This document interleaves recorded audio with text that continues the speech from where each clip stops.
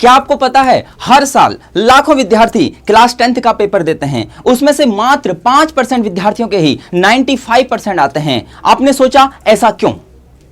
90% जो हमारे विद्यार्थी होते हैं वह सिर्फ पढ़ने पर फोकस करते हैं और जो बाकी 10% के विद्यार्थी हैं वह स्ट्रेटजी के साथ पढ़ते हैं। आज मैं आपको वही स्ट्रेटजी देने वाला हूं जिसमें आपके 95% आने वाले हैं। आइए स्टार्ट करते हैं आज की इस क्लास को। बेहतरीन सा सेशन रहने वाला है। आपके बोर्ड का एग्जाम पहली बार जिंदगी में होने वाला है। बहुत सारे मिथ आपके दिमाग के अंदर भरे हुए हैं कि यह आपके जिंदगी का पहला बोर्ड एग्जाम है। बोर्ड एग्जाम बहुत ज्यादा हार्ड होता है और इसमें नंबर नहीं आते हैं। यह सिर्फ आपकी एक मिथ है। इस मिथ को आप छोड़ना है आपको और अपने माइंड को प्रिपेयर करना है कि 10th क्लास बहुत बेहतरीन है। अगर हम यूं कहें कि जैसे ही हम कोई घर बनाते हैं तो उस पर सबसे पहले बुनियाद रखते हैं, ऐसे ही आपकी क्लास 10th में हम एक ईंट की तरह पत्थर रखने वाले हैं जो कि आपकी जिंदगी के लिए बहुत ज्यादा महत्वपूर्ण होने वाला है। यहां पर लिखा है how to study class 10th। Class 10th में हमें कैसे अपना स्कोर को गेन करना है।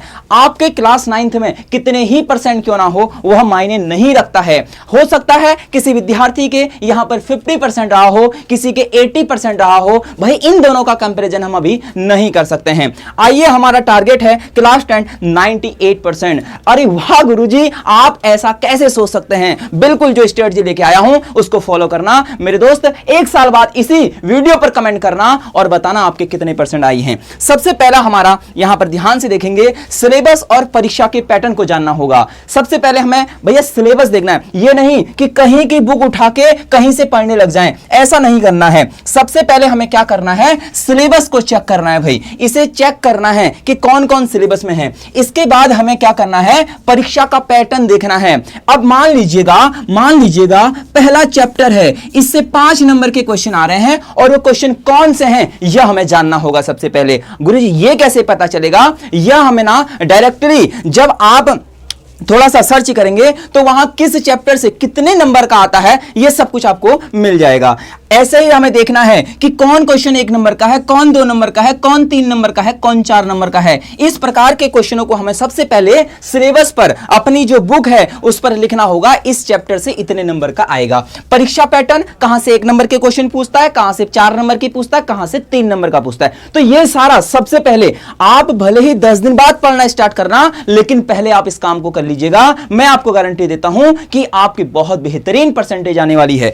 आगे को हम चलते हैं। अब थोड़ा सा आपको समझाने के लिए यहां पर 2 डायग्राम बनाए गए हैं। भाई कोई भी इन डायग्राम को दिल पर नहीं लेगा। मैंने फिर बोल दिया ना, बहुत सारे बोलेंगे कि वाह गुरुजी, है ना, ये हमारा कौन है? एक व्यक्ति है जिसका नाम चिंटू है, ठीक है, और एक यहां पर क्या है? हमारी चिंटी है। तो 2 लोग हैं, एक चिंटू एक चिंटी। अब इनका काम क्या है देखना। ये दोनों क्लास 10th के अंदर पढ़ रहे हैं रैंडम स्टडीज। भैया जो चिंटू है ना, ये क्या अपने दोस्तों के साथ मस्त रहता है, मगन रहता है, शादियों में डांस करता है। इसका जो स्टडी प्लान है वो रैंडम स्टडी है। ये इसको मन करेगा कभी 10 घंटे भी पढ़ लेगा, इसको मन करेगा ये 4 दिन तक किताब भी नहीं खुलेगा। ये व्यक्ति ऐसा है। लेकिन यहां जो दूसरा व्यक्ति है उसका प्लान स्टडीज है। ये चाहे 1 घंटा पढ़ेगी लेकिन पढ़ेगी डेली, है ना। यहां पर पढ़ेगा, कुछ भी हो सकता है भाई, ध्यान देना, है ना। अब दूसरा चीज, टू मैनी बुक्स। भाई इससे बोला, चिंटू से बोला कि यार मैंने तो इस बुक से पढ़ के इतने परसेंटेज लाया था, मैंने ये वाली बुक भी फॉलो करी थी। तीसरा विद्यार्थी मिला जिसने 10th की परीक्षा पास की, मैंने तो ये वाली बुक पढ़ी थी। चिंटू हो गया परेशान और ले आया सारी की सारी बुक खरीद के।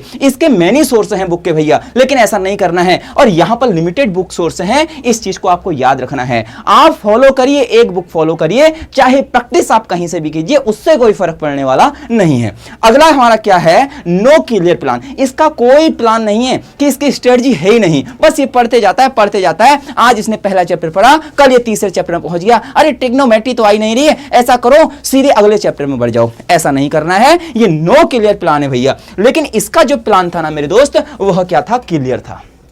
आ रही बात है समझ में? तो सबसे पहले चीजें अवॉइड करनी है। कौन सी चीजें अवॉइड करनी है, कौन से नहीं करनी है, ये मैंने आपको साफ साफ लिख के बता दिया। रिजल्ट आएगा, रिजल्ट वाले दिन भैया घर वाले रिजल्ट पूछेंगे कि बताओ भाई कितने परसेंट आए हैं, और जिसने ये सारे कारनामे किए होंगे ना उसके भैया 65%, 70%, 72% आएगा। वो इतने में खुश हो जाएगा। लेकिन ध्यान देना, जिसने ये प्लान वे में स्टडी कर रखी है ना उसके 95% आ जाएंगे।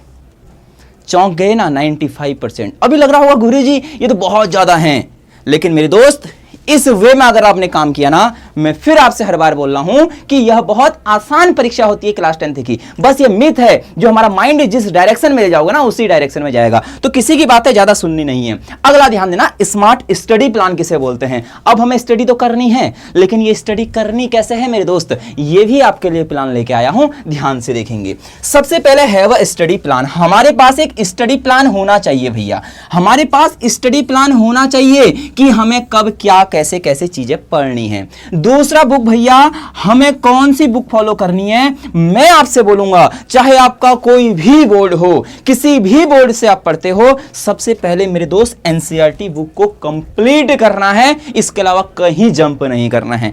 अब थोड़ा सा मैं बता देता हूं, मान लो आपको भैया फर्स्ट चैप्टर पढ़ना है क्लास 10th का, ठीक है। आपको पहले क्या करना है, एनसीईआरटी बुक को पूरा करना है और पूरे कॉन्सेप्ट पढ़ने हैं। यह नहीं कि क्वेश्चन आपने याद कर लिया, याद नहीं करना है, चीजों को कॉन्सेप्ट क्लियर करना है। जैसे ही आप कॉन्सेप्ट क्लियर करेंगे, फिर आप रेफरेंस में कोई भी बुक ले सकते हैं। मैं किसी बुक का नाम नहीं लूंगा, कोई भी आप बुक ले सकते हैं। आपने जैसे ही रेफरेंस की बुक करी, इसके बाद आपको क्या करना है, प्रीवियस ईयर क्वेश्चन आया है कोई अगर, तो उसको उठा के देख लेना है कि भाई ये मुझसे हो रहा है कि नहीं हो रहा है। हालांकि पीवाईक्यू हम बाद में करेंगे, ठीक है। इसके बाद भैया हमारे पास यह फिक्स होना चाहिए कि हम कम से कम रोज दिन में भैया इतने घंटे तो पढ़ने ही पढ़ने वाले हैं। यह हमारा क्या होना चाहिए, क्लियर होना चाहिए। चाहे हम 2 घंटे पढ़ें, हम 3 घंटे पढ़ें, यह हमारा जो स्टडी आवर्स है ये कंप्लीट होना चाहिए। अगला है टारगेट बेस्ड। मेन टॉपिक बता रहा हूं, मैं फिर बोल रहा हूं, यह टॉपिक यहां पर मेन हो जाएगा टारगेट बेस्ड। टारगेट क्या होता है, जैसे सोचो, अब कई सारे विद्यार्थी क्या करते हैं ना, स्टार्टिंग में तो बहुत जोश रहता है, क्लास 10th में 95% लानी है, बहुत जोश रहेगा, और करेंगे क्या, डेली शाम को क्या बनाएंगे, अपना टारगेट बनाएंगे। लेकिन मैं कहता हूं ना, ऐसा आप कुछ ही दिन कर पाएंगे दोस्त। तो आपको क्या करना है, हर एक वीकली टारगेट बनाना है कि इस वीक में मुझे ये वाला चैप्टर कंप्लीट कर लेना है ना, मुझे साइंस का ये वाला चैप्टर कंप्लीट कर लेना है, मुझे हिस्ट्री का ये वाला चैप्टर कंप्लीट कर लेना है। तो आपको डे वाइज स्टडी प्लान नहीं, आपको जो टारगेट आपको होगा वो वीकली कर लो। और बहुत सारे व्यक्ति ऐसे विद्यार्थी ऐसे सकते हैं जो 15 डे के अंदर करें, और बहुत सारे विद्यार्थी मेरे ऐसे होंगे जो भैया 1 मंथ का टारगेट लेके पढ़ेंगे। तो यह सबसे, इन सब में यदि मैं इंपॉर्टेंट बोलूं तो एक तो एनसीईआरटी बोलूंगा और दूसरा मैं टारगेट बेस्ड बोलूंगा। भाई ये 2 चीजों को आप याद रखना, इंपॉर्टेंट। इस तरीके से आप करते हुए जाना, मेरी सलाह लेना, इस तरीके से करते हुए जाना, और आपको बेहतरीन रिजल्ट मिलने वाला है। इसके बाद हम चलते हैं मेन फोकस। भाई हमें फोकस कहां कहां करना है, इस चीज का ध्यान देना है। सबसे पहले कॉन्सेप्ट पे, मैंने हर बार आपसे बोला था कि हमें फोकस तो करना है, लेकिन फोकस करना कहां है मेरे दोस्त, कॉन्सेप्ट के ऊपर करना है। चीजों को रटना नहीं है, चीजों का कॉन्सेप्ट करना है, ठीक है।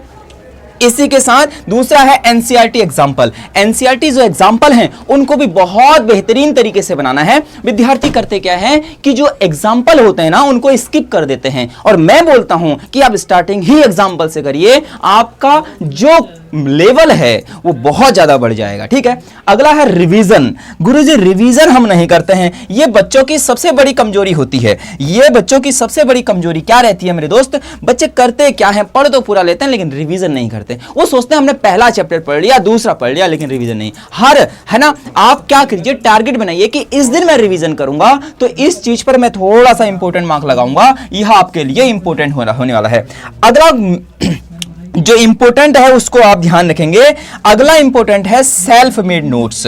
हाँ भाई, आपको ये नहीं करना है कि अपने दोस्त के नोट्स या फिर आपके आसपास किसी का है 95%, भैया भैया ऐसा करो मुझे अपने नोट्स दे दो, अपने नोट्स दे दो, मैं भी 95% लाना चाहता हूं। कभी ऐसी गलती नहीं करनी दोस्त, सेल्फ मेड नोट्स बनाने हैं, और यही आपके अंतिम समय में एक प्रहार की तरह काम करेंगे, और बेहतरीन तरीके से आपके जब सेल्फ नोट्स होंगे आपके अंदर कॉन्फिडेंस भी आएगा, ठीक है। तो ये सारी बातें मैंने आपको बताई, और आप ये जो सारी चीजें हैं इनको अपना के देखना। आप 15 दिन अपना के देखिए मेरे दोस्त, आपको अपने अंदर से ना खुद ही कॉन्फिडेंस आ जाएगा। तो मेरे प्यारे दोस्त, अगली स्ट्रेटजी किस पर आपको चाहिए, है ना, अब अगली हमारी वीडियो किस पर रहनी चाहिए, कमेंट कीजिए प्यारे प्यारे, और इसके बाद अगली वीडियो आपके लेके आऊंगा। तब तक के लिए, है ना, आप स्टडी प्लान तैयार कीजिए, और मैं आपके लिए अगली वीडियो तैयार करता हूं। मिलता हूं अगली वीडियो में। जय हिंद, जय भारत।